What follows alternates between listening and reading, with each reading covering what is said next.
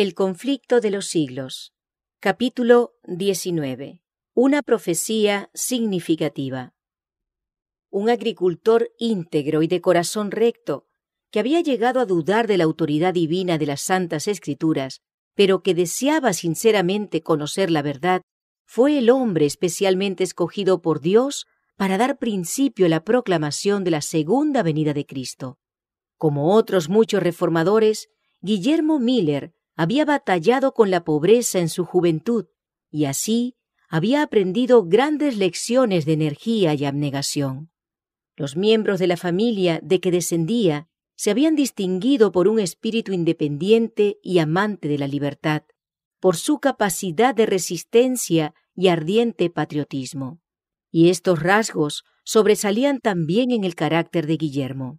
Su padre fue capitán en la Guerra de la Independencia norteamericana, y a los sacrificios que hizo durante las luchas de aquella época tempestuosa pueden achacarse las circunstancias apremiantes que rodearon la juventud de Miller.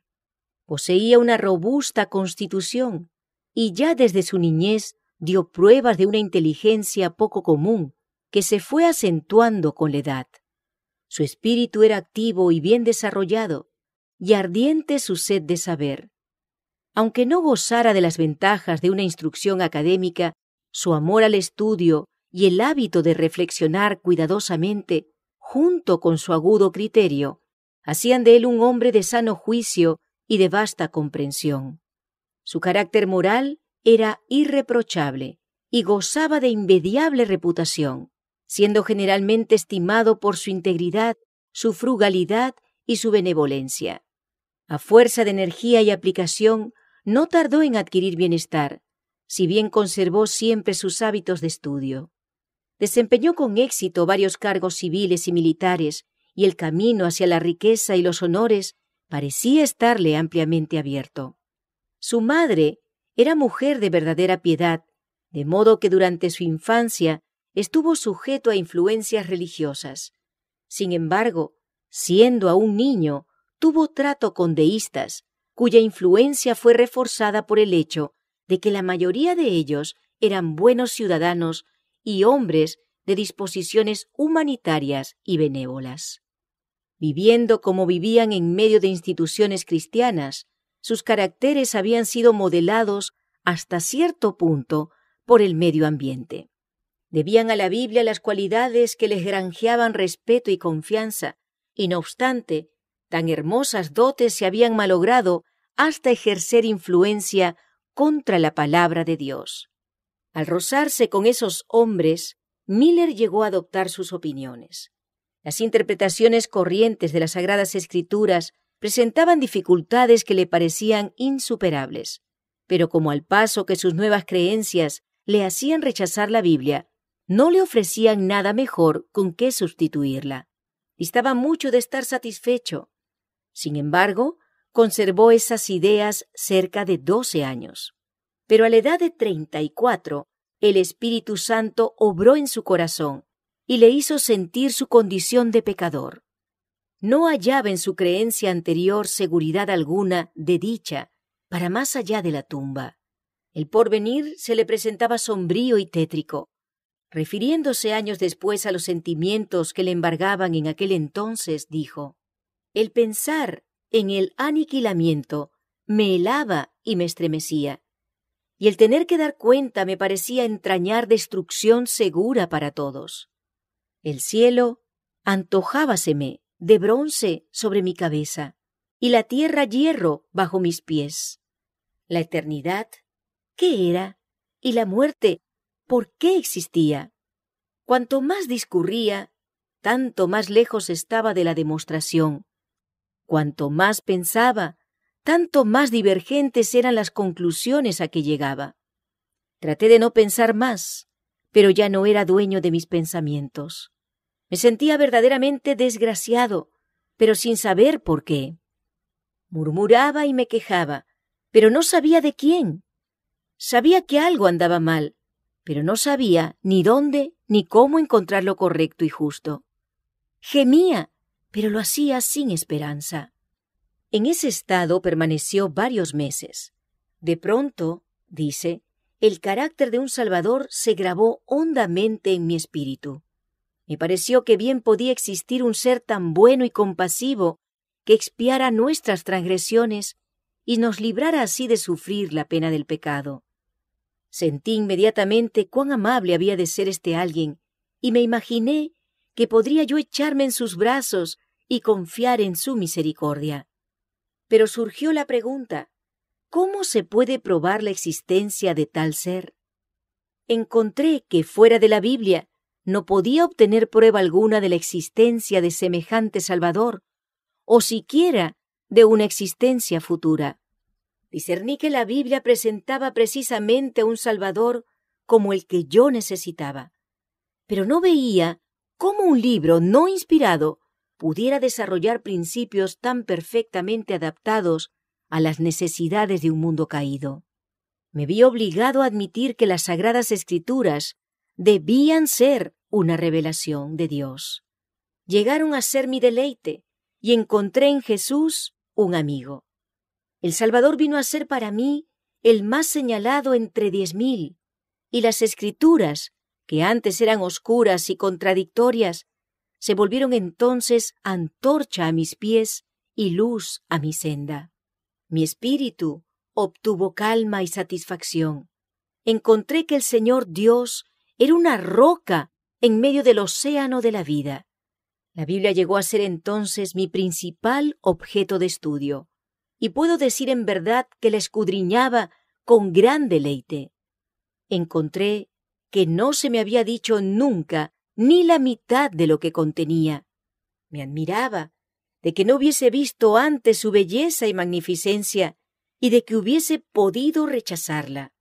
En ella encontré revelado todo lo que mi corazón podía desear y un remedio para toda enfermedad del alma. Perdí enteramente el gusto por otra lectura y me apliqué de corazón a adquirir sabiduría de Dios.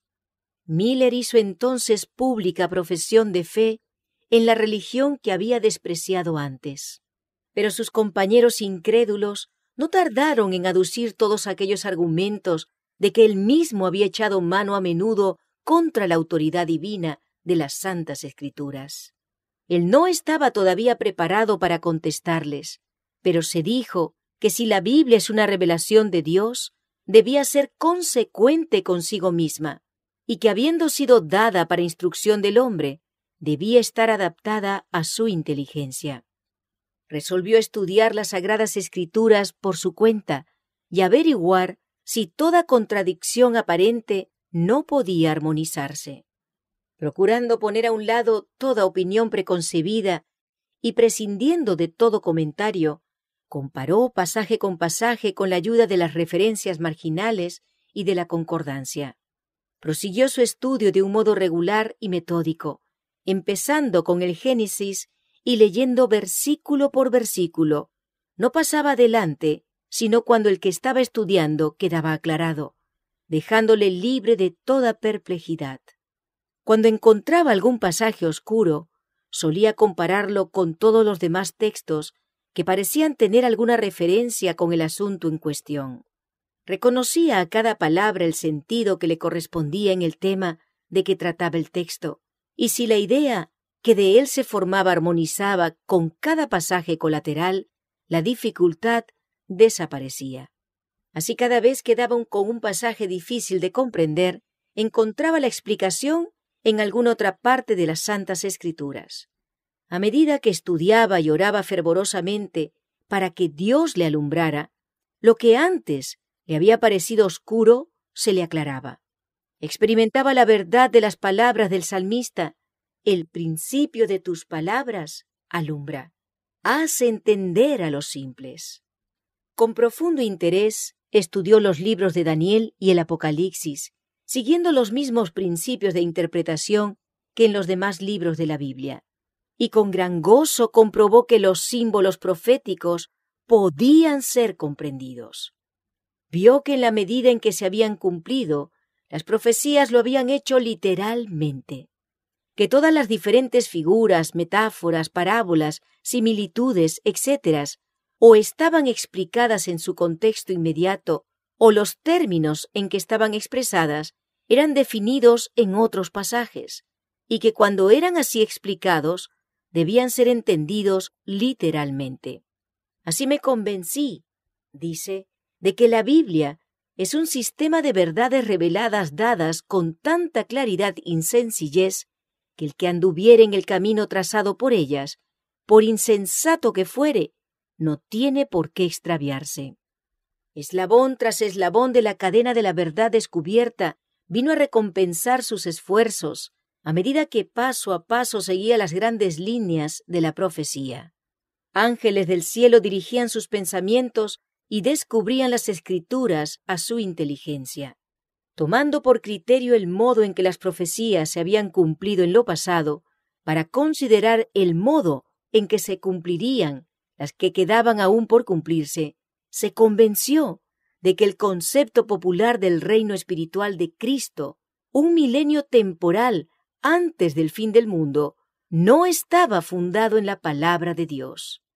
Esta doctrina que indicaba 1000 años de justicia y de paz antes de la venida personal del Señor, difería para un futuro muy lejano los terrores del día de Dios.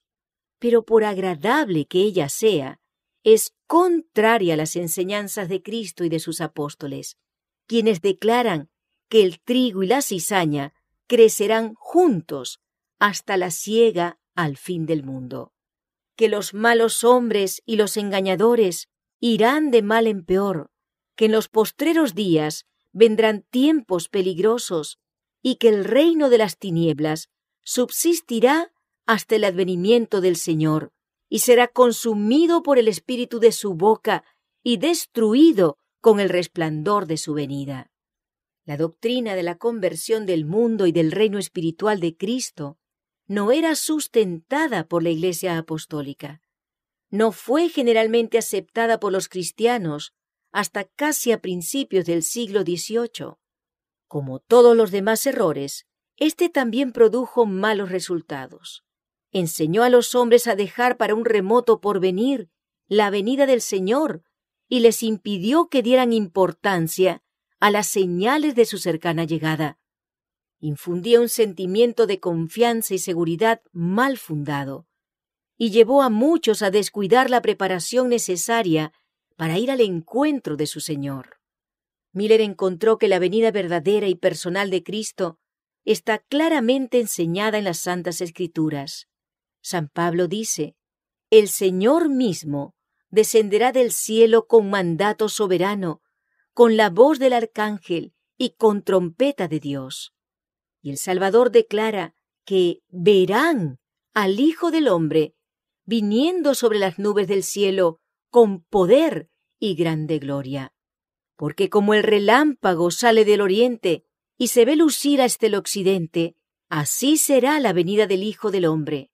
Será acompañado por todas las huestes del cielo, pues el Hijo del Hombre vendrá en su gloria, y todos los ángeles con él. Y enviará sus ángeles con grande estruendo de trompeta, los cuales juntarán a sus escogidos. A su venida, los justos muertos resucitarán, y los justos que estuvieren aún vivos serán mudados. No todos dormiremos, dice Pablo, mas todos seremos mudados en un momento, en un abrir de ojos, al sonar la última trompeta. Porque sonará la trompeta, y los muertos resucitarán incorruptibles, y nosotros seremos mudados, porque es necesario que este cuerpo corruptible se revista de incorrupción, y que este cuerpo mortal se revista de inmortalidad. Y en Primera de Tesalonicenses, capítulo 4, versos 16 y 17, después de describir la venida del Señor, dice: «Los muertos en Cristo se levantarán primero, luego nosotros los vivientes, los que hayamos quedado, seremos arrebatados juntamente con ellos a las nubes, al encuentro del Señor en el aire, y así estaremos siempre con el Señor». El pueblo de Dios no puede recibir el reino antes que se realice el advenimiento personal de Cristo. El Señor había dicho: «Cuando el Hijo del Hombre venga en su gloria, y todos los ángeles con él, entonces se sentará sobre el trono de su gloria, y delante de él serán juntadas todas las naciones, y apartará a los hombres unos de otros, como el pastor aparta las ovejas de las cabras. Y pondrá las ovejas a su derecha y las cabras a la izquierda. Entonces dirá el Rey a los que estarán a su derecha: venid, benditos de mi Padre, poseed el reino destinado para vosotros desde la fundación del mundo. Hemos visto por los pasajes que acabamos de citar que cuando venga el Hijo del Hombre, los muertos serán resucitados incorruptibles y que los vivos serán mudados.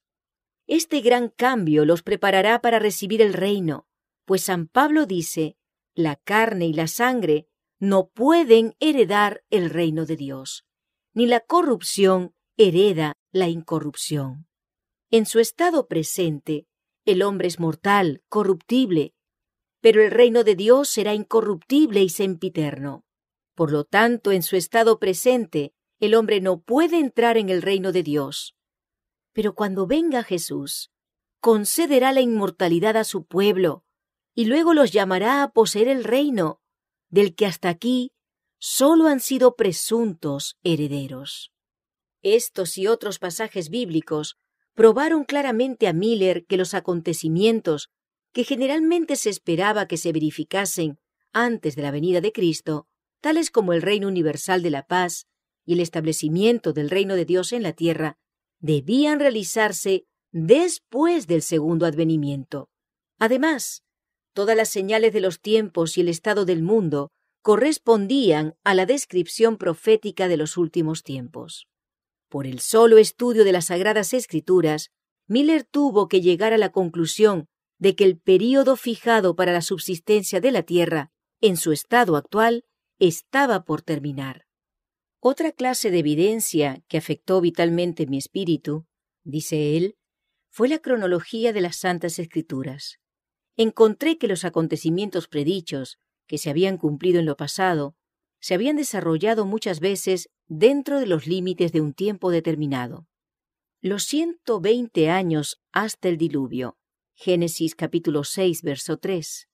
Los 7 días que debían precederlo con el anuncio de 40 días de lluvia, Génesis capítulo 7, verso 4. Los 400 años de la permanencia de la posteridad de Abraham en Egipto, Génesis capítulo 15, verso 13. Los 3 días de los sueños del copero y del panadero, Génesis 40, versos 12 al 20. Los 7 años de Faraón, Génesis 41, versos 28 al 54. Los 40 años en el desierto, Números, capítulo 14, verso 34. Los 3 años y medio de hambre, Primera de Reyes, capítulo 17, verso 1. Los 70 años del cautiverio en Babilonia, Jeremías 25, 11. Los 7 tiempos de Nabucodonosor, Daniel, capítulo 4, versos 13 al 16. Y las 7 semanas, 62 semanas, y la 1 semana, que sumaban 70 semanas determinadas sobre los judíos. Daniel, capítulo 9, versos 24 al 27. Todos los acontecimientos limitados por estos períodos de tiempo no fueron una vez más que asunto profético, pero se cumplieron de acuerdo con las predicciones. Por consiguiente, al encontrar en su estudio de la Biblia varios períodos cronológicos que, según su modo de entenderlos, se extendían hasta la segunda venida de Cristo, no pudo menos que considerarlos como los tiempos señalados, que Dios había revelado a sus siervos. Las cosas secretas, dice Moisés, pertenecen a Jehová nuestro Dios, mas las reveladas nos pertenecen a nosotros y a nuestros hijos para siempre.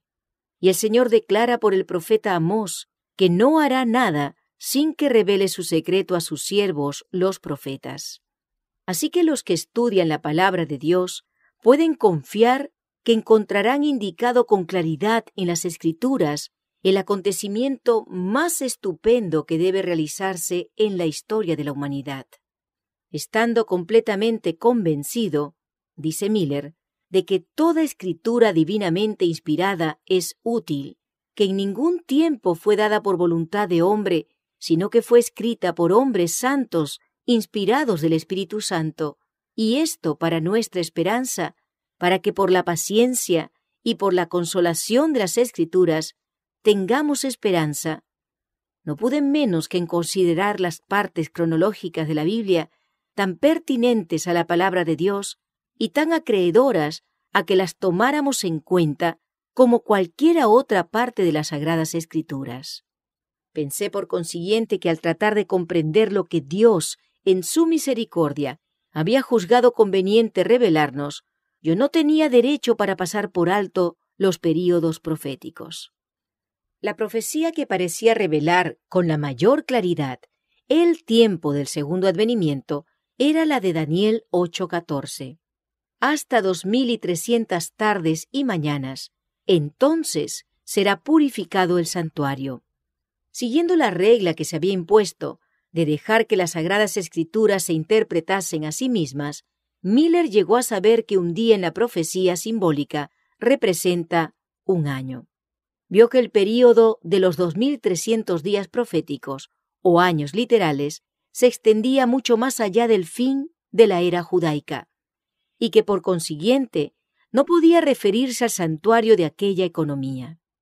Miller aceptaba la creencia general de que durante la era cristiana la tierra es el santuario, y dedujo por consiguiente que la purificación del santuario predicha en Daniel 8:14 representaba la purificación de la tierra con fuego en el segundo advenimiento de Cristo. Llegó pues a la conclusión de que si se podía encontrar el punto de partida de los 2300 días, sería fácil fijar el tiempo del segundo advenimiento.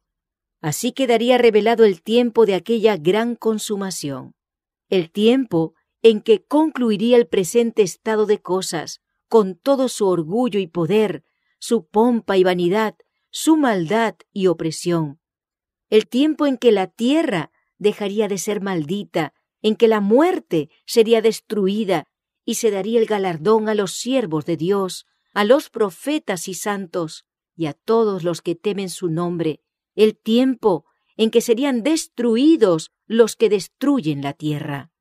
Miller siguió escudriñando las profecías con más empeño y fervor que nunca, dedicando noches y días enteros al estudio de lo que resultaba entonces de tan inmensa importancia y absorbente interés.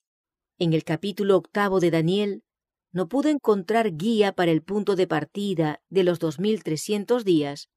Aunque se le mandó que hiciera comprender la visión a Daniel, el ángel Gabriel solo le dio a éste una explicación parcial. Cuando el profeta vio las terribles persecuciones que sobrevendrían a la iglesia, desfallecieron sus fuerzas físicas. No pudo soportar más, y el ángel le dejó por algún tiempo. Daniel quedó sin fuerzas y estuvo enfermo algunos días. Estaba asombrado de la visión, dice, mas no hubo quien la explicase. Y sin embargo, Dios había mandado a su mensajero: haz que éste entienda la visión. Esa orden debía ser ejecutada. En obedecimiento a ella, el ángel, poco tiempo después, volvió hacia Daniel diciendo: ahora he salido para hacerte sabio de entendimiento. Entiende, pues, la palabra y alcanza inteligencia de la visión. Había un punto importante en la visión del capítulo 8 que no había sido explicado, a saber, el que se refería al tiempo, el período de los 2300 días. Por consiguiente, el ángel, reanudando su explicación, se espacía en la cuestión del tiempo. 70 semanas están determinadas sobre tu pueblo y sobre tu santa ciudad. Sepas, pues, y entiendas que desde la salida de la palabra para restaurar y edificar a Jerusalén hasta el Mesías príncipe, habrá 7 semanas y 62 semanas. Tornaráse a edificar la plaza y el muro en tiempos angustiosos. Y después de las 62 semanas, se quitará la vida al Mesías, y no por sí, y en otra semana confirmará el pacto a muchos, y a la mitad de la semana hará cesar el sacrificio y la ofrenda. El ángel había sido enviado a Daniel con el objeto expreso de que le explicara el punto que no había logrado comprender en la visión del capítulo 8, el dato relativo al tiempo. Hasta 2300 tardes y mañanas, entonces será purificado el santuario. Después de mandar a Daniel que entienda la palabra y que alcance inteligencia de la visión, las primeras palabras del ángel son: 70 semanas están determinadas sobre tu pueblo y sobre tu santa ciudad.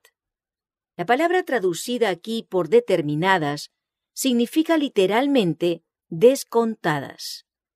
El ángel declara que 70 semanas, que representaban 490 años, debían ser descontadas por pertenecer especialmente a los judíos. ¿Pero de dónde fueron descontadas? Como los 2300 días son el único período de tiempo mencionado en el capítulo 8, deben constituir el período del que fueron descontadas las 70 semanas. Las 70 semanas deben por consiguiente formar parte de los 2300 días, y ambos períodos deben comenzar juntos. El ángel declaró que las 70 semanas datan del momento en que salió el edicto para reedificar a Jerusalén. Si se puede encontrar la fecha de aquel edicto, queda fijado el punto de partida del gran período de los 2300 días. Ese decreto se encuentra en el capítulo 7 de Esdras, versos 12 al 26. Fue expedido en su forma más completa por Artajerjes, rey de Persia, en el año 457 antes de Jesucristo. Pero en Esdras 6:14 se dice que la casa del Señor fue edificada en Jerusalén por mandamiento de Ciro y de Darío y de Artajerjes, rey de Persia. Estos 3 reyes, al expedir el decreto y al confirmarlo y completarlo, lo pusieron en la condición requerida por la profecía para que marcase el principio de los 2300 años. Tomando el año 457 antes de Jesucristo, en que el decreto fue completado, como fecha de la orden, se comprobó que cada especificación de la profecía referente a las 70 semanas se había cumplido. Desde la salida de la palabra para restaurar y edificar a Jerusalén hasta el Mesías príncipe, habrá 7 semanas y 62 semanas, es decir, 69 semanas, o sea, 483 años.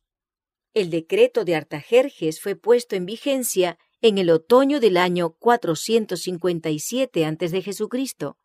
Partiendo de esta fecha, los 483 años alcanzan al otoño del año 27 después de Jesucristo. Entonces fue cuando esta profecía se cumplió. La palabra Mesías significa el ungido.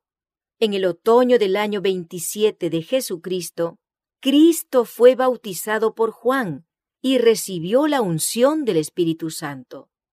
Primero, la orden de Artajerjes, rey de Persia, para restaurar y reedificar Jerusalén, fue dada en 457 antes de Jesucristo. Daniel 9:25, Esdras capítulo 6, verso 1 y versos 6 al 12. Segundo, la reconstrucción y restauración de Jerusalén se terminó al fin de los primeros 49 años de la profecía de Daniel. Daniel 9:25. Tercero, Jesús fue ungido del Espíritu Santo en ocasión de su bautismo. Mateo 3:16, Hechos 10:38. De 457 antes de Jesucristo hasta el ungido hubo 483 años. Cuarto, el Mesías príncipe fue cortado a la mitad de la semana, cuando fue crucificado en el año 31 de nuestra era. Daniel 9:27, Mateo 27, versos 50 y 51. Quinto, desde la muerte de Esteban, el Evangelio fue a los gentiles. Daniel 9:24, Hechos 7, versos 54 al 56, Hechos capítulo 8, verso 1. De 457 al tiempo de los gentiles, 490 años. Sexto, al fin de los 2300 años, en 1844, se inicia la purificación del santuario celestial, o sea, la hora del juicio. Daniel 8:14, Apocalipsis 14:7. Séptimo, el triple mensaje de Apocalipsis 14, versos 6 al 12, es proclamado a todo el mundo antes de la segunda venida de Cristo a esta tierra. Este período profético, el más largo de la Biblia, había de extenderse, según la profecía de Daniel, desde la salida de la palabra para restaurar y edificar a Jerusalén hasta la purificación del santuario. La orden de reedificar a Jerusalén se dio en 457 a.C.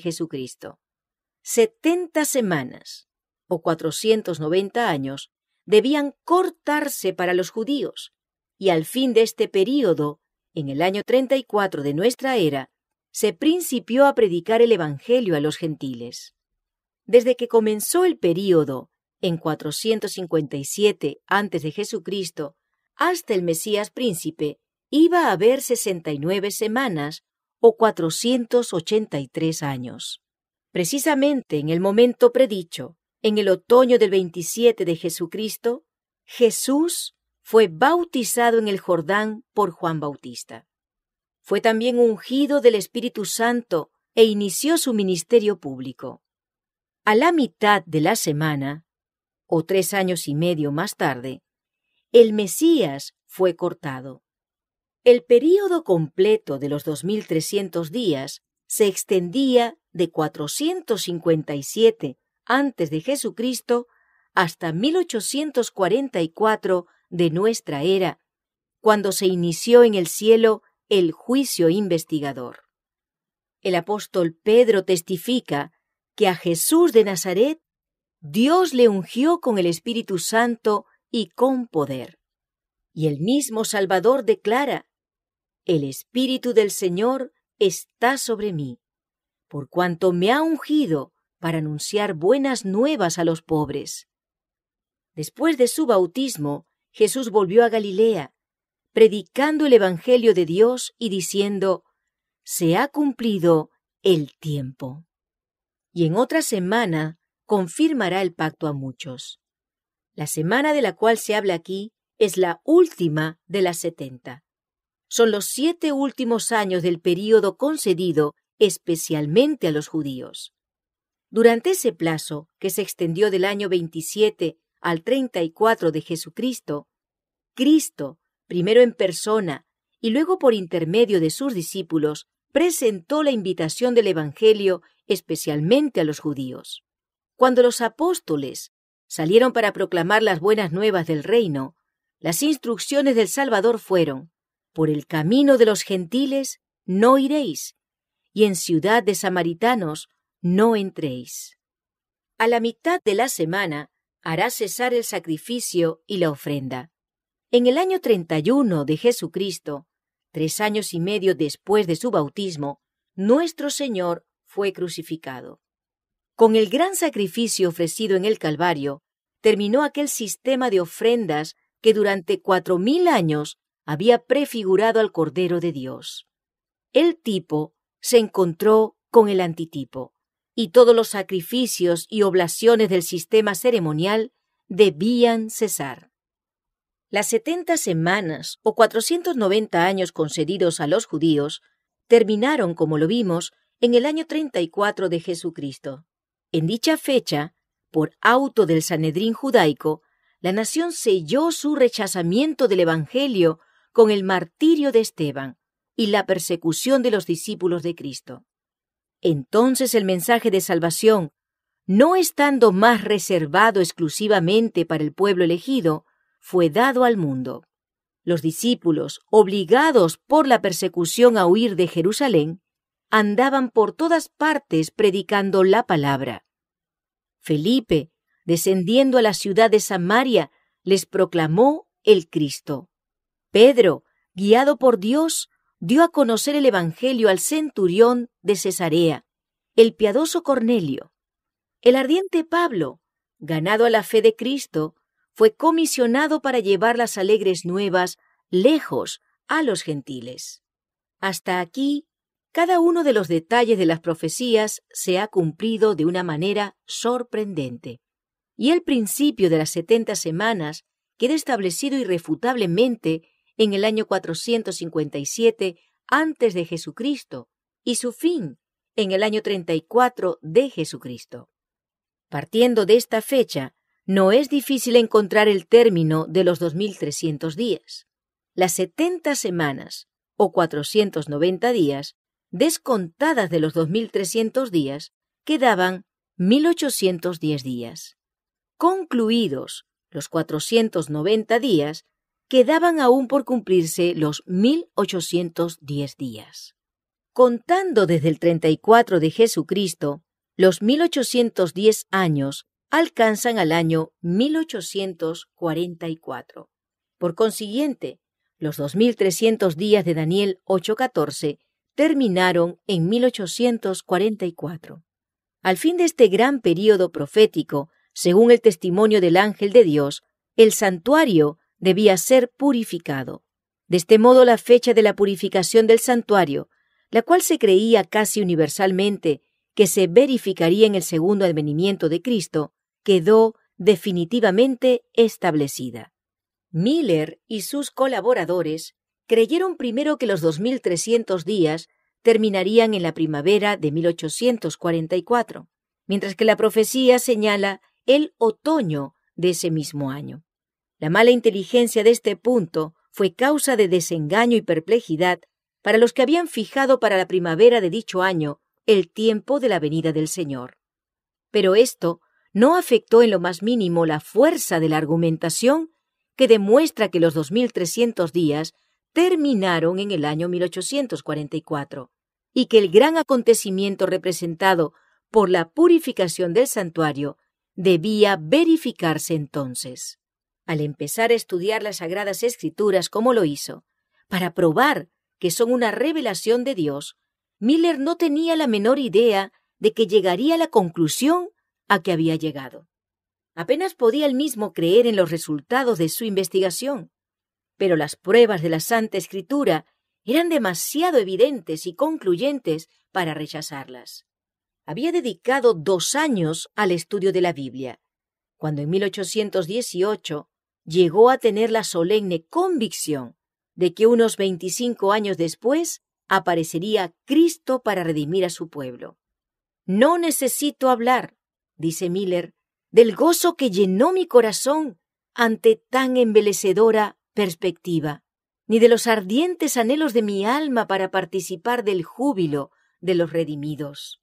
La Biblia fue para mí entonces un libro nuevo. Era esto en verdad una fiesta de la razón. Todo lo que para mí había sido sombrío, místico u obscuro en sus enseñanzas había desaparecido de mi mente ante la clara luz que brotaba de sus sagradas páginas. Y oh, cuán brillante y gloriosa aparecía la verdad. Todas las contradicciones y disonancias que había encontrado antes en la palabra desaparecieron. Y si bien quedaban muchas partes que no comprendía del todo, era tanta la luz que de las Escrituras manaba para alumbrar mi inteligencia oscurecida, que al estudiarlas sentí un deleite que nunca antes me hubiera figurado que podría sacar de sus enseñanzas. Solemnemente convencido de que las Santas Escrituras anunciaban el cumplimiento de tan importantes acontecimientos en tan corto espacio de tiempo, surgió con fuerza en mi alma la cuestión de saber cuál era mi deber para con el mundo, en vista de la evidencia que había conmovido mi propio espíritu. No pudo menos que sentir que era deber suyo impartir a otros la luz que había recibido. Esperaba encontrar oposición de parte de los impíos, pero estaba seguro de que todos los cristianos se alegrarían en la esperanza de ir al encuentro del Salvador, a quien profesaban amar. Lo único que temía era que en su gran júbilo por la perspectiva de la gloriosa liberación que debía cumplirse tan pronto, muchos recibiesen la doctrina sin examinar detenidamente las Santas Escrituras para ver si era la verdad. De aquí que vacilara en presentarla, por temor de estar errado y de hacer descarriar a otros. Esto le indujo a revisar las pruebas que apoyaban las conclusiones a que había llegado y a considerar cuidadosamente cualquiera dificultad que se presentase a su espíritu. Encontró que las objeciones se desvanecían ante la luz de la palabra de Dios, como la neblina ante los rayos del sol. Los 5 años que dedicó a estos estudios le dejaron enteramente convencido de que su manera de ver era correcta. El deber de hacer conocer a otros lo que él creía estar tan claramente enseñado en las Sagradas Escrituras se le impuso entonces con nueva fuerza. Cuando estaba ocupado en mi trabajo, explicó, sonaba continuamente en mis oídos el mandato: «Anda, haz saber al mundo el peligro que corre». Recordaba constantemente este pasaje, diciendo yo al impío: «Impío, de cierto morirás». Si tú no hablares para que se guarde el impío de su camino, el impío morirá por su pecado, mas su sangre yo la demandaré de tu mano. Y si tú avisares al impío de su camino, para que de él se aparte, y él no se apartare de su camino, por su pecado morirá él, y tú libraste tu vida. Me parecía que si los impíos podían ser amonestados eficazmente, multitudes de ellos se arrepentirían, y que si no eran amonestados, su sangre podía ser demandada de mi mano. Empezó a presentar sus ideas en círculo privado siempre que se le ofrecía la oportunidad, rogando a Dios que algún ministro sintiese la fuerza de ellas y se dedicase a proclamarlas. Pero no podía librarse de la convicción de que tenía un deber personal que cumplir dando el aviso. De continuo se presentaban a su espíritu las siguientes palabras: «Anda y anúncialo al mundo. Su sangre demandaré de tu mano». Esperó 9 años y la carga continuaba pesando sobre su alma, hasta que en 1831 expuso por primera vez en público las razones de la fe que tenía. Así como Eliseo fue llamado cuando seguía a sus bueyes en el campo para recibir el manto de la consagración al ministerio profético, así también Guillermo Miller fue llamado a dejar su arado y revelar al pueblo los misterios del reino de Dios. Con temblor dio principio a su obra de conducir a sus oyentes paso a paso a través de los períodos proféticos hasta el segundo advenimiento de Cristo. Con cada esfuerzo cobraba más energía y valor al ver el marcado interés que despertaban sus palabras. A la solicitación de sus hermanos, en cuyas palabras creyó oír el llamamiento de Dios, se debió que Miller consintiera en presentar sus opiniones en público. Tenía ya 50 años, y no estando acostumbrado a hablar en público, se consideraba incapaz de hacer la obra que de él se esperaba. Pero desde el principio, sus labores fueron notablemente bendecidas para la salvación de las almas. Su primera conferencia fue seguida de un despertamiento religioso, durante el cual 30 familias enteras, menos 2 personas, fueron convertidas. Se le instó inmediatamente a que hablase en otros lugares, y casi en todas partes su trabajo tuvo por resultado un avivamiento de la obra del Señor. Los pecadores se convertían, los cristianos renovaban su consagración a Dios, y los deístas e incrédulos eran inducidos a reconocer la verdad de la Biblia y de la religión cristiana. El testimonio de aquellos entre quienes trabajara fue: consigue ejercer una influencia en una clase de espíritus a la que no afecta la influencia de otros hombres. Su predicación era para despertar interés en los grandes asuntos de la religión y contrarrestar la mundanalidad y sensualidad crecientes de la época. En casi todas las ciudades se convertían los oyentes por docenas y hasta por centenares. En muchas poblaciones se le abrían de par en par las iglesias protestantes de casi todas las denominaciones, y las invitaciones para trabajar en ellas le llegaban generalmente de los mismos ministros de diversas congregaciones. Tenía por regla invariable no trabajar donde no hubiese sido invitado.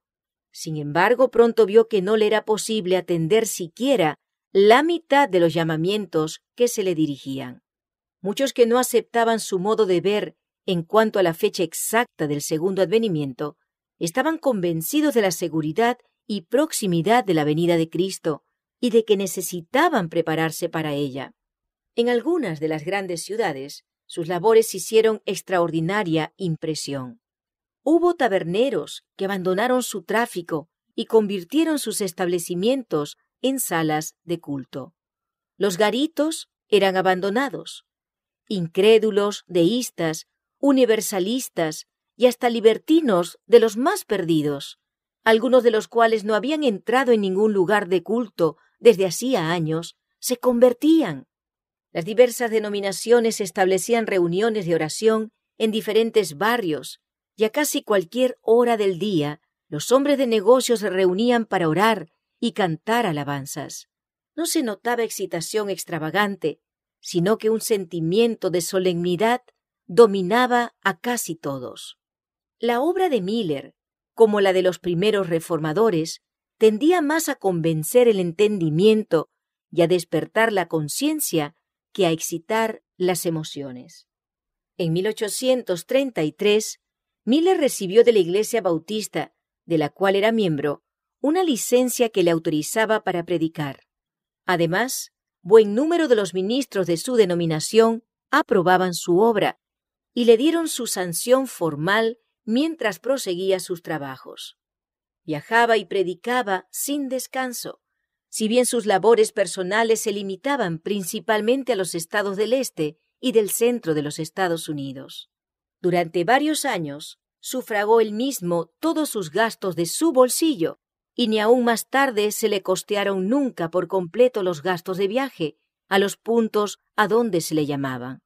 De modo que, lejos de reportarle provecho pecuniario, sus labores públicas constituían un pesado gravamen para su fortuna particular que fue menguando durante este período de su vida. Era padre de numerosa familia, pero como todos los miembros de ella, eran frugales y diligentes. Su finca rural bastaba para el sustento de todos ellos. En 1833, 2 años después de haber principiado Miller a presentar en público las pruebas de la próxima venida de Cristo, apareció la última de las señales que habían sido anunciadas por el Salvador como precursoras de su segundo advenimiento. Jesús había dicho: «Las estrellas caerán del cielo».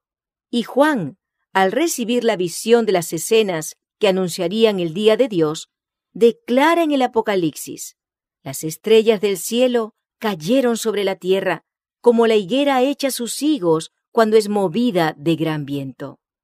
Esta profecía se cumplió de modo sorprendente y pasmoso con la gran lluvia meteórica del 13 de noviembre de 1833. Fue este el más dilatado y admirable espectáculo de estrellas fugaces que se haya registrado, pues sobre todos los Estados Unidos el firmamento entero estuvo entonces durante horas seguidas en conmoción ígnea. No ha ocurrido jamás en este país, desde el tiempo de los primeros colonos, un fenómeno celestial que despertara tan grande admiración entre unos, ni tanto terror ni alarma entre otros. Su sublimidad y terrible belleza quedan aún grabadas en el recuerdo de muchos. Jamás cayó lluvia más tupida que esa en que cayeron los meteoros hacia la tierra. Al este, al oeste, al norte y al sur era lo mismo. En una palabra, todo el cielo parecía en conmoción.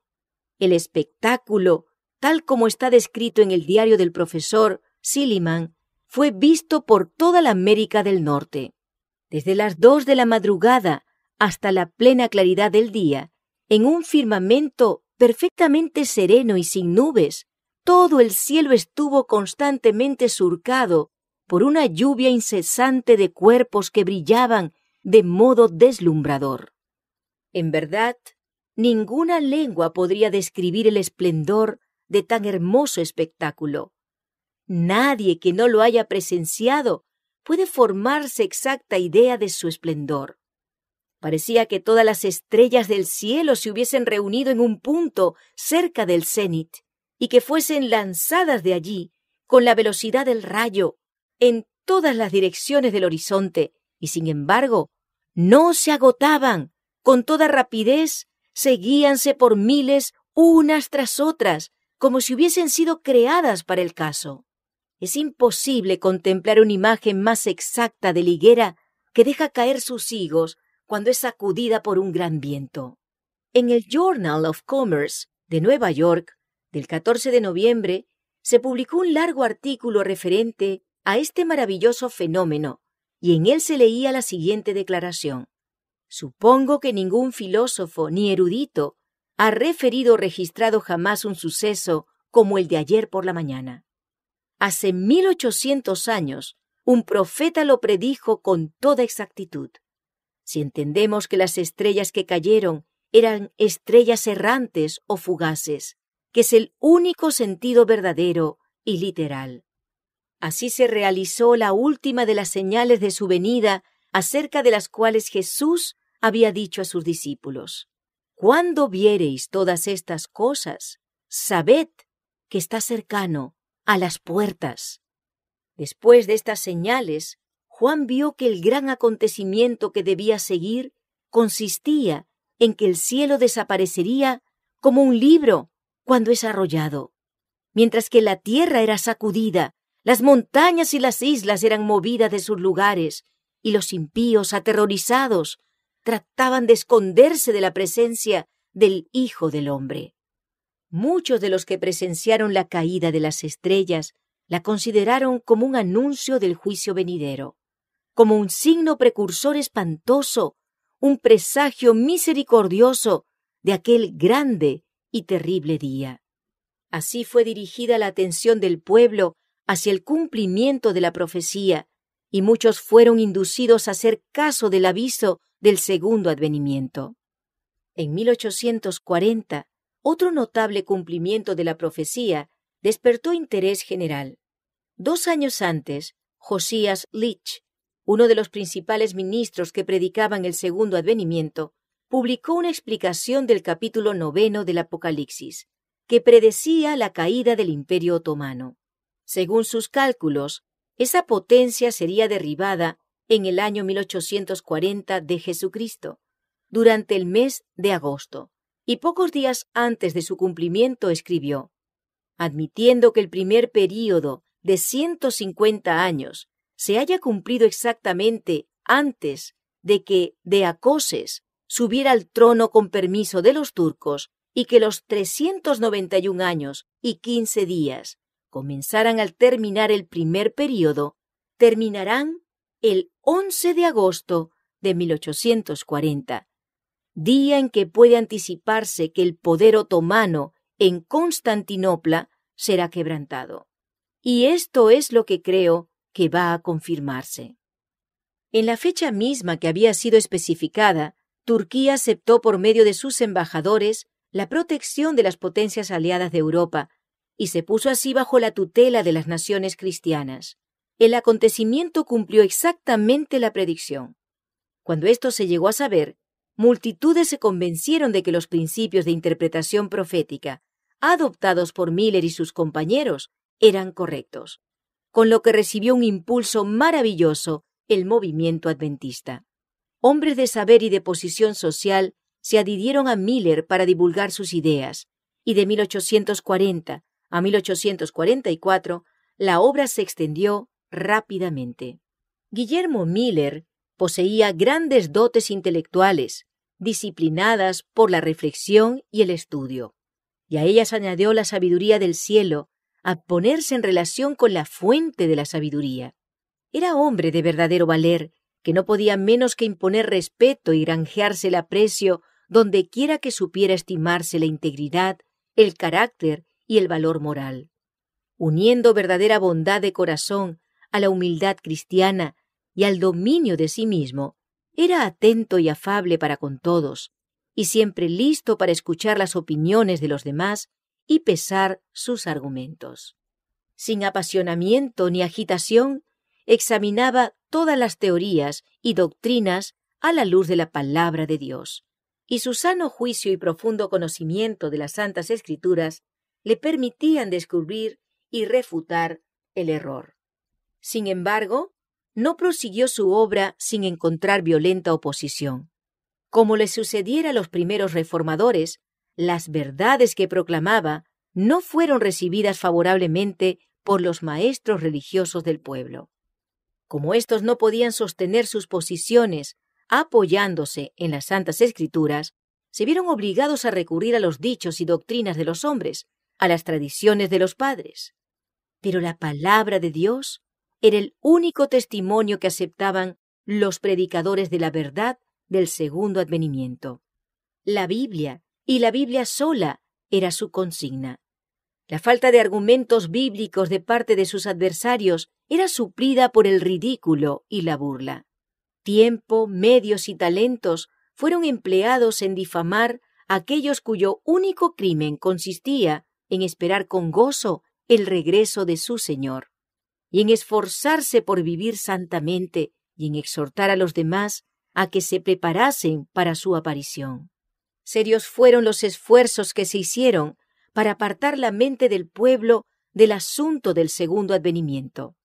Se hizo aparecer como pecado, como algo de que los hombres debían avergonzarse, el estudio de las profecías referentes a la venida de Cristo y al fin del mundo. Así los ministros populares socavaron la fe en la palabra de Dios. Sus enseñanzas volvían incrédulos a los hombres, y muchos se arrogaron la libertad de andar según sus impías pasiones. Luego los autores del mal echaban la culpa de él a los adventistas. Mientras que un sinnúmero de personas inteligentes e interesadas se apiñaban para oír a Miller, su nombre era rara vez mencionado por la prensa religiosa y solo para ridiculizarlo y acusarlo. Los indiferentes y los impíos, alentados por la actitud de los maestros de religión, recurrieron a epítetos difamantes, a chistes vulgares y blasfemos, en sus esfuerzos para atraer el desprecio sobre él y su obra. El siervo de Dios, encanecido en el servicio, y que había dejado su cómodo hogar para viajar a costa propia de ciudad en ciudad y de pueblo en pueblo, para proclamar al mundo la solemne amonestación del juicio inminente, fue llamado fanático, mentiroso y malvado. Las mofas, las mentiras y los ultrajes acumulados sobre él despertaron la censura y la indignación hasta de la prensa profana. La gente del mundo declaró que tratar un tema de tan imponente majestad e importantes consecuencias con ligereza y lenguaje vulgar no equivalía solo a divertirse a costa de los sentimientos de sus propagadores y defensores, sino a reírse del día del juicio, a mofarse del mismo Dios y a hacer burla de su tribunal. El instigador de todo mal no trató únicamente de contrarrestar los efectos del mensaje del advenimiento, sino de destruir al mismo mensajero. Miller hacía una aplicación práctica de la verdad bíblica a los corazones de sus oyentes, reprobando sus pecados y turbando el sentimiento de satisfacción de sí mismos, y sus palabras claras y contundentes despertaron la animosidad de ellos. La oposición manifestada por los miembros de las iglesias contra su mensaje alentaba a las clases bajas a ir aún más allá, y hubo enemigos que conspiraron para quitarle la vida a su salida del local de reunión. Pero hubo ángeles, guardianes entre la multitud, y uno de ellos, bajo la forma de un hombre, tomó el brazo del siervo del Señor y lo puso a salvo del populacho furioso. Su obra no estaba aún terminada, y Satanás y sus emisarios se vieron frustrados en sus planes. A pesar de toda oposición, el interés en el movimiento adventista siguió en aumento. De decenas y centenas, el número de los creyentes alcanzó a miles. Las diferentes iglesias habían acrecentado notablemente, pero al poco tiempo el espíritu de oposición se manifestó hasta contra los conversos ganados por Miller, y las iglesias empezaron a tomar medidas disciplinarias contra ellos. Esto indujo a Miller a instar a los cristianos de todas las denominaciones a que si sus doctrinas eran falsas, se lo probasen por las Escrituras. ¿Qué hemos creído?, decía él, ¿que no nos haya sido ordenado creer por la palabra de Dios, que vosotros mismos reconocéis como regla única de nuestra fe y de nuestra conducta? ¿Qué hemos hecho para que se nos arrojasen tan virulentos cargos y diatribas desde el púlpito y la prensa, y para daros motivo para excluirnos a nosotros, los adventistas de vuestras iglesias y de vuestra comunión? Si estamos en el error, os ruego, nos enseñéis en qué consiste nuestro error. Probádnoslo por la palabra de Dios. Harto se nos ha ridiculizado, pero no será eso lo que pueda jamás convencernos de que estemos en error. La palabra de Dios sola puede cambiar nuestro modo de ver. Llegamos a nuestras conclusiones después de madura reflexión y de mucha oración, a medida que veíamos las evidencias de las Escrituras. Siglo tras siglo, las amonestaciones que Dios dirigió al mundo por medio de sus siervos fueron recibidas con la misma incredulidad y falta de fe. Cuando la maldad de los antediluvianos le indujo a enviar el diluvio sobre la tierra, les dio primero a conocer su propósito para ofrecerles oportunidad de apartarse de sus malos caminos.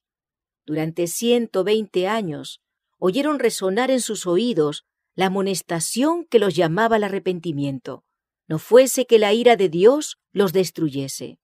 Pero el mensaje se les antojó fábula ridícula y no lo creyeron.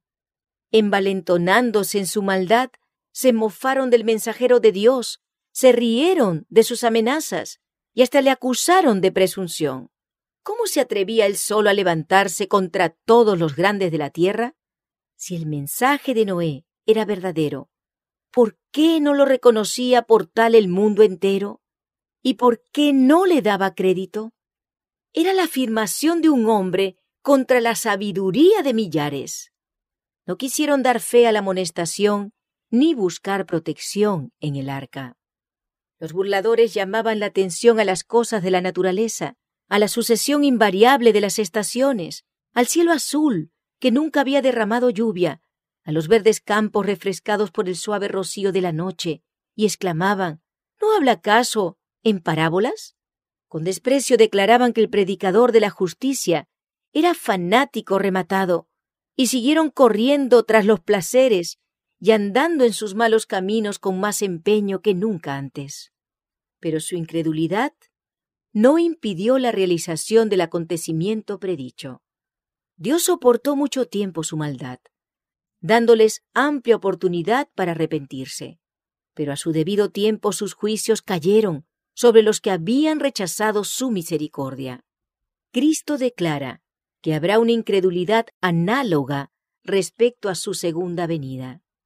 Así como en el tiempo de Noé, los hombres no entendieron hasta que vino el diluvio y los llevó a todos, así, según las palabras de nuestro Salvador, será la venida del Hijo del Hombre. Cuando los que profesan ser el pueblo de Dios se unan con el mundo, viviendo como Él vive y compartiendo sus placeres prohibidos, cuando el lujo del mundo se vuelva el lujo de la Iglesia, cuando las campanas repiquen a bodas y todos cuenten en perspectiva con muchos años de prosperidad mundana, entonces, tan repentinamente como el relámpago cruza el cielo, se desvanecerán sus visiones brillantes y sus falaces esperanzas. Así como Dios envió a su siervo para dar al mundo aviso del diluvio que se acercaba, también envió mensajeros escogidos para anunciar la venida del juicio final. Y así como los contemporáneos de Noé se burlaron con desprecio de las predicciones del predicador de la justicia, también en los días de Miller, muchos, hasta de los que profesaban ser del pueblo de Dios, se burlaron de las palabras de aviso. ¿Y por qué la doctrina y predicación de la segunda venida de Cristo fueron tan mal recibidas por las iglesias? Si bien el advenimiento del Señor significa desgracia y desolación para los impíos, para los justos es motivo de dicha y esperanza. Esta gran verdad había sido consuelo de los fieles siervos de Dios a través de los siglos. ¿Por qué hubo de convertirse, como su autor, en piedra de tropiezo y piedra de caída para los que profesaban ser su pueblo? Fue nuestro Señor mismo quien prometió a sus discípulos: si yo fuere y os preparare el lugar, vendré otra vez y os recibiré conmigo. El compasivo Salvador fue quien, previendo el abandono y dolor de sus discípulos, encargó a los ángeles que los consolaran, con la seguridad de que volvería en persona, como había subido al cielo. Mientras los discípulos estaban mirando con ansia al cielo para percibir la última vislumbre de aquel a quien amaban, fue atraída su atención por las palabras: «Varones Galileos, ¿por qué os quedáis mirando así al cielo? Este mismo Jesús que ha sido tomado de vosotros al cielo, así vendrá del mismo modo que le habéis visto ir al cielo». El mensaje de los ángeles reavivó la esperanza de los discípulos. Volvieron a Jerusalén con gran gozo y estaban siempre en el templo, alabando y bendiciendo a Dios. No se alegraban de que Jesús se hubiese separado de ellos, ni de que hubiesen sido dejados para luchar con las pruebas y tentaciones del mundo, sino porque los ángeles les habían asegurado que Él volvería. La proclamación de la venida de Cristo debería ser ahora lo que fue la hecha por los ángeles a los pastores de Belén, es decir, buenas nuevas de gran gozo. Los que aman verdaderamente al Salvador no pueden menos que recibir con aclamaciones de alegría el anuncio fundado en la palabra de Dios de que aquel en quien se concentran sus esperanzas para la vida eterna volverá, no para ser insultado, despreciado y rechazado como en su primer advenimiento, sino con poder y gloria, para redimir a su pueblo. Son aquellos que no aman al Salvador quienes desean que no regrese, y no puede haber prueba más concluyente de que las iglesias han apartado de Dios que la irritación y la animosidad despertadas por este mensaje celestial. Los que aceptaron la doctrina del advenimiento vieron la necesidad de arrepentirse y humillarse ante Dios. Muchos habían estado vacilando mucho tiempo entre Cristo y el mundo. Entonces comprendieron que era tiempo de decidirse. Las cosas eternas asumieron para ellos extraordinaria realidad. Acercóseles el cielo y se sintieron culpables ante Dios. Nueva vida espiritual se despertó en los creyentes. El mensaje les hizo sentir que el tiempo era corto, que debían hacer pronto cuanto habían de hacer por sus semejantes.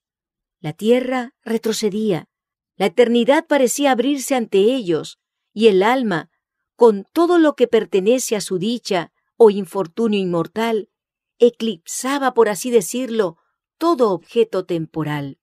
El Espíritu de Dios descansaba sobre ellos y daba fuerza a los llamamientos ardientes que dirigían tanto a sus hermanos como a los pecadores, a fin de que se preparasen para el día de Dios. El testimonio mudo de su conducta diaria equivalía a una censura constante para los miembros formalistas y no santificados de las iglesias.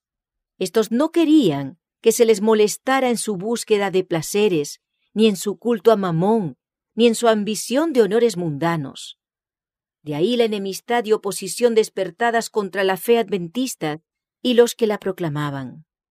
Como los argumentos basados en los períodos proféticos resultaban irrefutables, los adversarios trataron de prevenir la investigación de este asunto, enseñando que las profecías estaban selladas. De este modo los protestantes seguían las huellas de los romanistas, mientras que la Iglesia papal le niega la Biblia al pueblo. Las iglesias protestantes aseguraban que parte importante de la palabra sagrada, o sea, la que pone a la vista verdades de especial aplicación para nuestro tiempo, no podía ser entendida. Los ministros y el pueblo declararon que las profecías de Daniel y del Apocalipsis eran misterios incomprensibles. Pero Cristo había llamado la atención de sus discípulos a las palabras del profeta Daniel, relativas a los acontecimientos que debían desarrollarse en tiempo de ellos, y les había dicho: el que lee, entienda. Y la aseveración de que el Apocalipsis es un misterio que no se puede comprender es rebatida por el título mismo del libro: Revelación de Jesucristo, que Dios le dio para manifestar a sus siervos las cosas que deben suceder pronto. Bienaventurado el que lee y los que oyen las palabras de esta profecía y guardan las cosas en ella escritas, porque el tiempo está cerca. El profeta dice: bienaventurado el que lee. Hay quienes no quieren leer. La bendición no es para ellos. Y los que oyen, hay algunos también que se niegan a oír cualquier cosa relativa a las profecías. La bendición no es tampoco para esa clase de personas. Y guardan las cosas en ella escritas.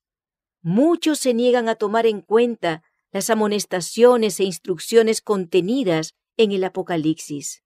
Ninguno de ellos tiene derecho a la bendición prometida. Todos los que ridiculizan los argumentos de la profecía y se mofan de los símbolos dados solemnemente en ella, todos los que se niegan a reformar sus vidas y a prepararse para la venida del Hijo del Hombre, no serán bendecidos. Ante semejante testimonio de la inspiración, ¿cómo se atreven los hombres a enseñar que el Apocalipsis es un misterio fuera del alcance de la inteligencia humana? Es un misterio revelado, un libro abierto. El estudio del Apocalipsis nos lleva a las profecías de Daniel, y ambos libros contienen enseñanzas de suma importancia, dadas por Dios a los hombres, acerca de los acontecimientos que han de desarrollarse al fin de la historia de este mundo. A San Juan le fueron descubiertos cuadros de la experiencia de la Iglesia que resultaban de interés profundo y conmovedor. Vio las circunstancias, los peligros, las luchas y la liberación final del pueblo de Dios. Consigna los mensajes finales que han de hacer madurar la mies de la tierra, ya sea en gavillas para el granero celestial o en manojos para los fuegos de la destrucción. Fuéronle revelados asuntos de suma importancia, especialmente para la última Iglesia, con el objeto de que los que se volviesen del error a la verdad pudiesen ser instruidos con respecto a los peligros y luchas que les esperaban.